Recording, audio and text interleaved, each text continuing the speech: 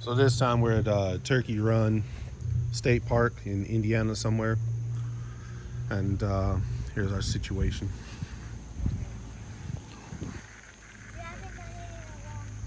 Dude's got ice in the back seat of his. He went and got a bag of ice and put it in the child seat on his bike. So the truck started at the front, work our way back. And truck's doing great. Truck's no issues. I was getting anywhere between 18 and 25 miles per gallon just driving it around the streets unattached to the trailer. With the trailer attached, I think it was like 15, 16, 13, 14, 15, 16. Trailer's maybe about 9,000 pounds the way it's loaded, something like that. I added these bike racks on the back. There's no bike back here. I didn't bring a bike. This was a relaxing trip. This bike rack worked out really well. Got the bars from Billy Bars. They fit under the tonneau cover. Look in the back, there's a, I don't know, there's crap back here. Camping stuff. Wood and chairs and tables and shit stuff. Truck needs to be washed inside and out. There's a dash cam on the front there. I had to get that hardwired. The business side, these are electric only sites as far as I can see. I think they're all electric only. It's a state park. So we just got the one slide out. This tree has been dropping stuff all over the ground since we've been here.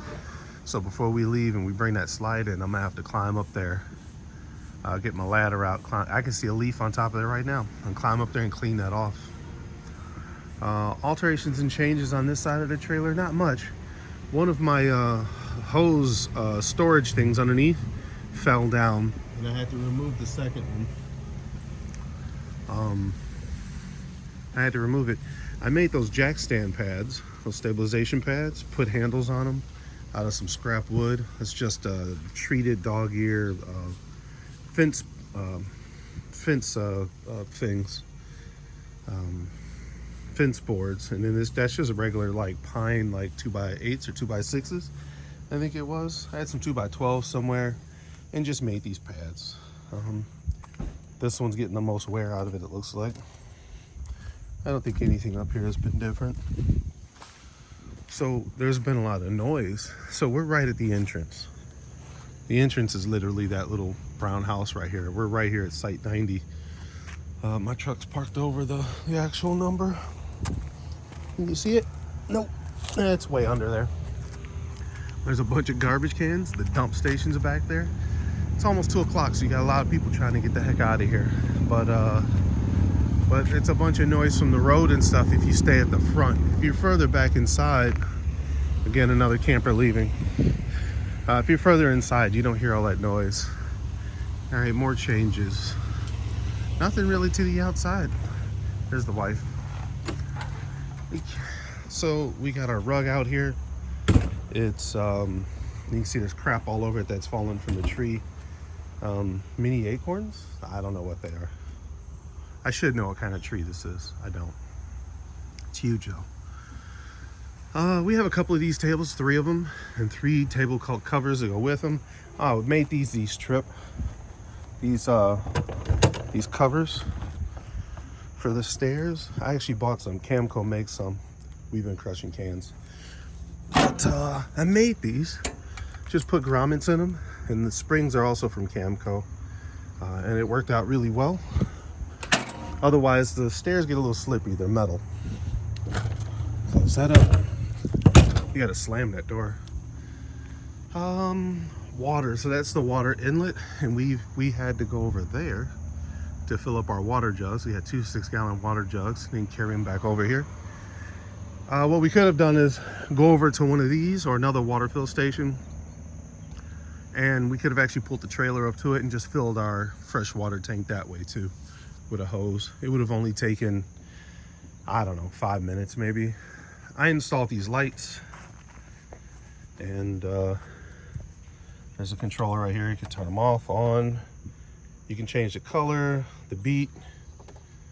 So you can red. You can also, they're Bluetooth, so you can control them with an app also. Another thing that I did was, there's no power outlets out here except for that one right there over there.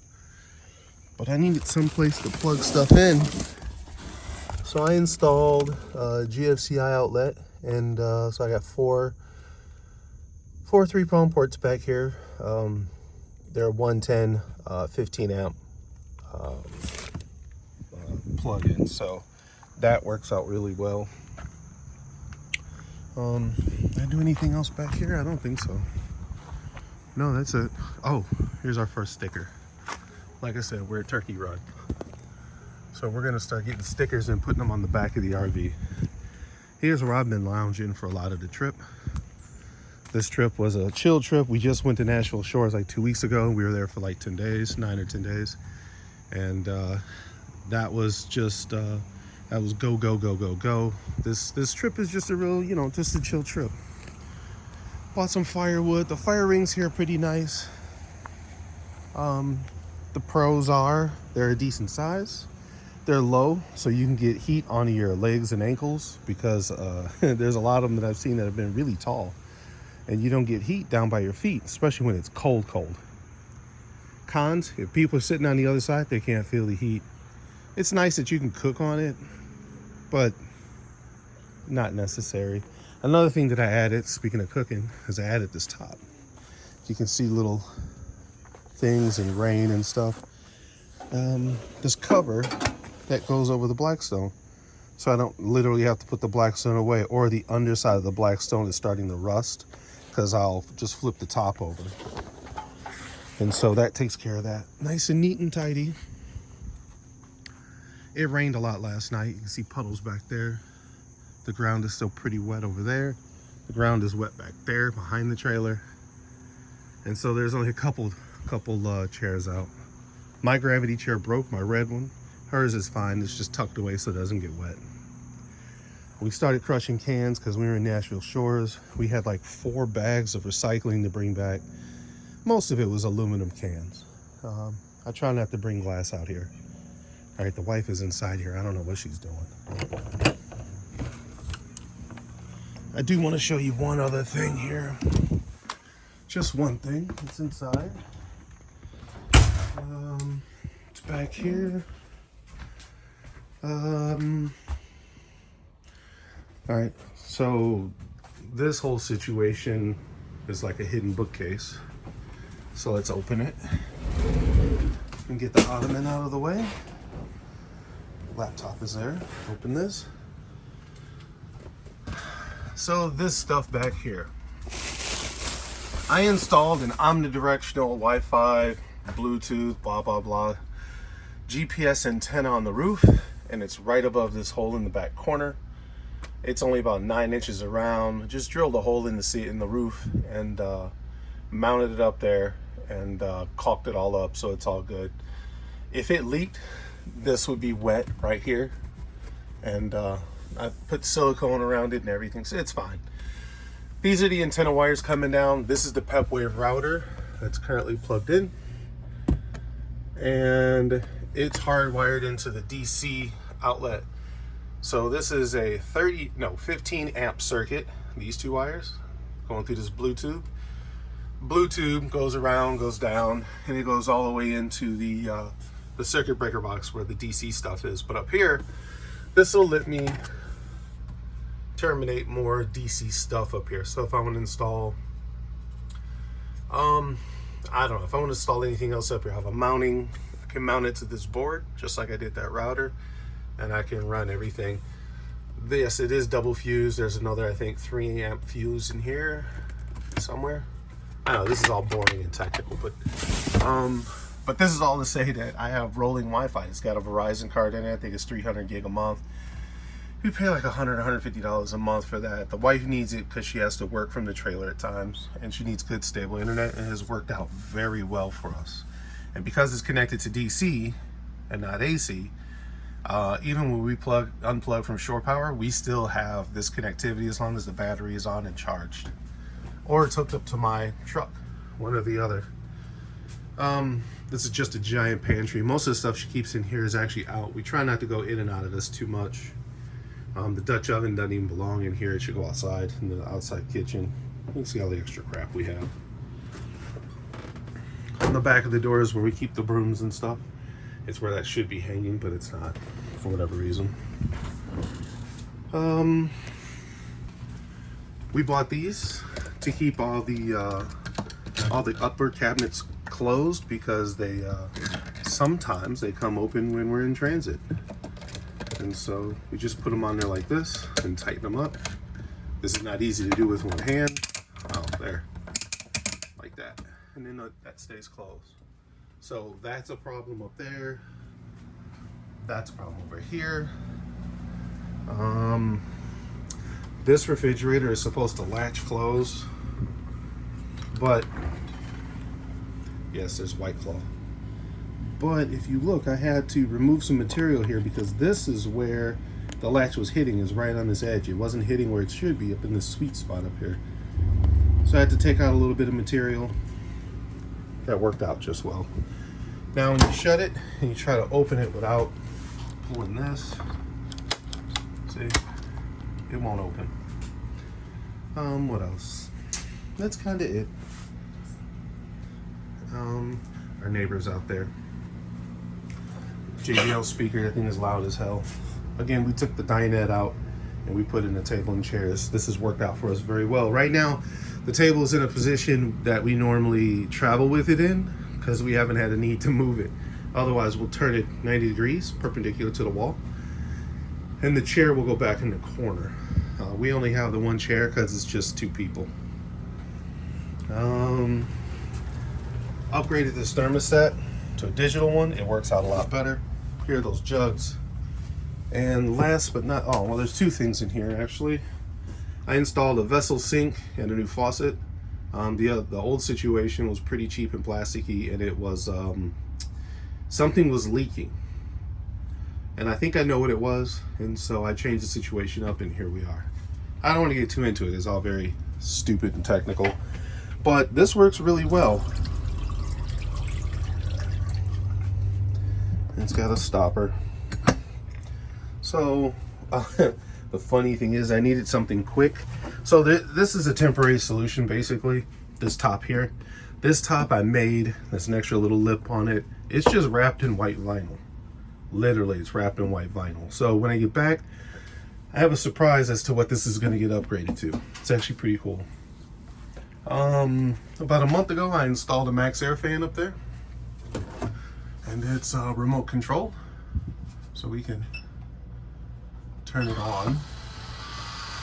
And it automatically opens, turns the fan on, and then it closes.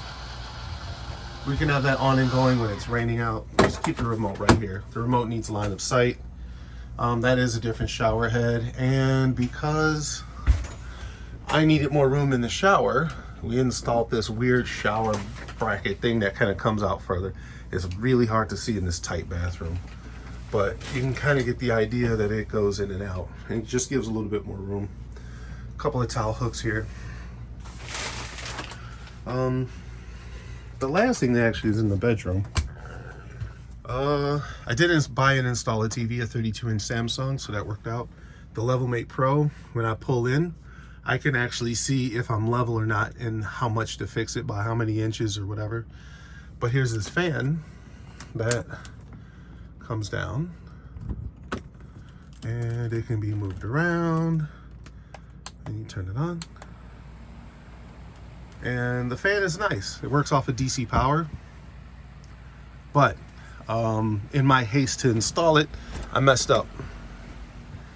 I messed up because I wired it to that light. And because I wired it to that light, when you turn off the lights, it turns off the fan.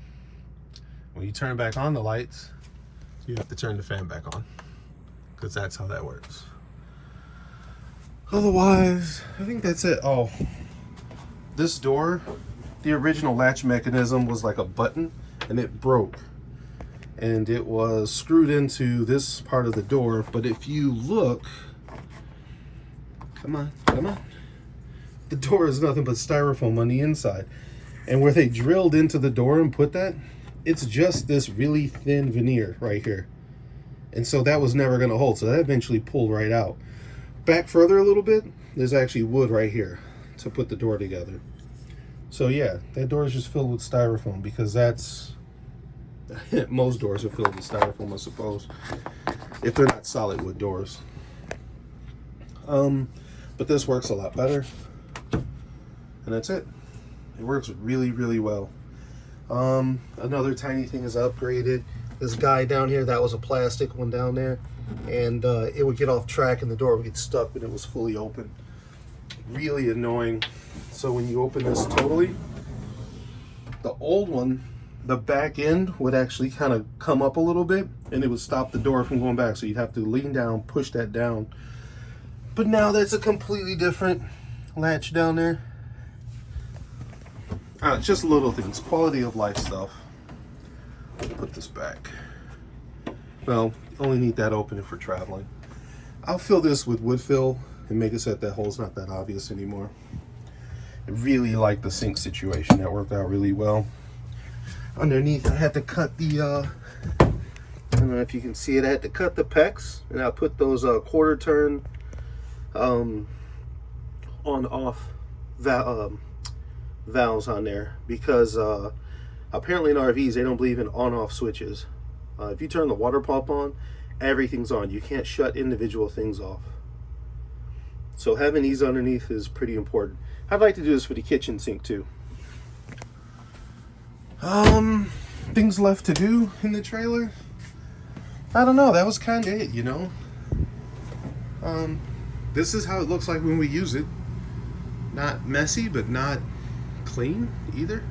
I was laying on the couch, so I was covered up because it got chilly in here.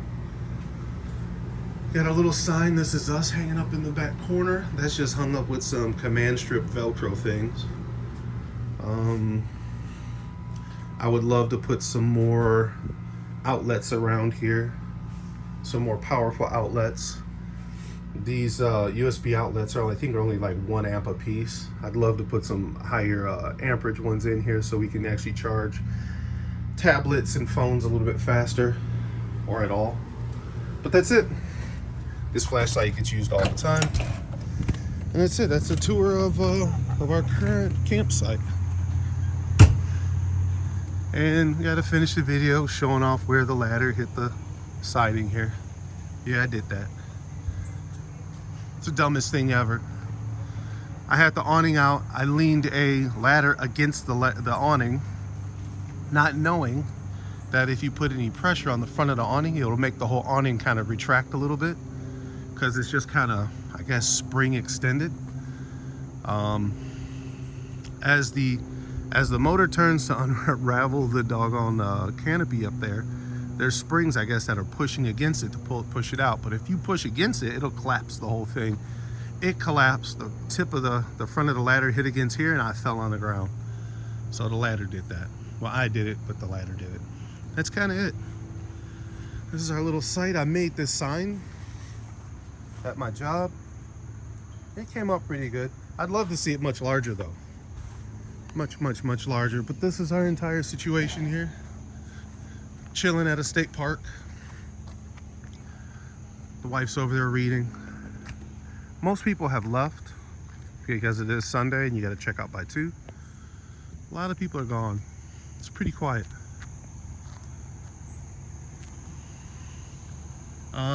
Two more things. One, there's the garbage cans again.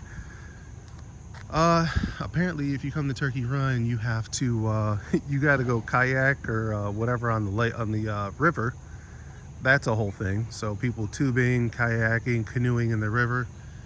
And the other thing around here is there's a ton of trails. So if you want to walk a bunch of weird rocky trails and see some cool sights, it's pretty awesome. Looks like our other neighbors are packing up and they're leaving too. There's a bathhouse right there. I've not gone in there, but it exists. So that's it. There's really nothing else to say. All right, if you got any questions, hit me up. Peace.